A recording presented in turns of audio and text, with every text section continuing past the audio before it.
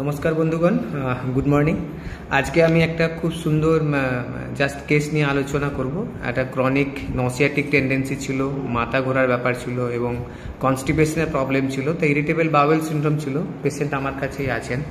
তা আমি গত 2 সপ্তাহ হলো ওষুধ দিয়েছি ওনাদেরকে, 2 সপ্তাহ আগে এসেছিল। তা আজকে ফলো আপে এসছেন। তা ওনাদের মুখ থেকে শুনে নেবো যে ওনাদের কী কষ্ট ছিল আর এখন কেমন আছেন। ঠিক আছে, আপনি কোথা থেকে আসছেন বলুন তো? গাজীপুর থেকে। বেশ, আপনার কি কষ্ট ছিল? আর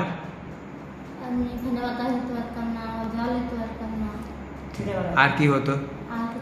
ছুটে বেড়াইতো, মানে এখানে দাঁড়ায় ওখানে দাঁড়ায়, কোনো জায়গায় সুস্থ হতো না।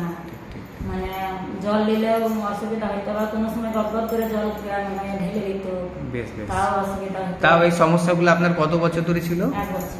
1 বছর ধরে।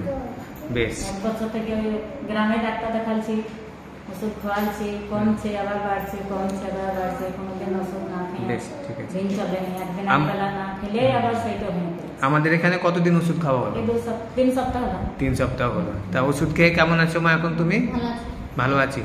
যা সমস্যাগুলো তোমার মিটেছে? ঠিক আছে। এখন নতুন তোমার সমস্যা একটা দেখা দিয়েছে, যেটা বলছো হাঁটুর নিচে থেকে তোমার ব্যথা করছে, তাই তো? বেশ বেশ বেশ,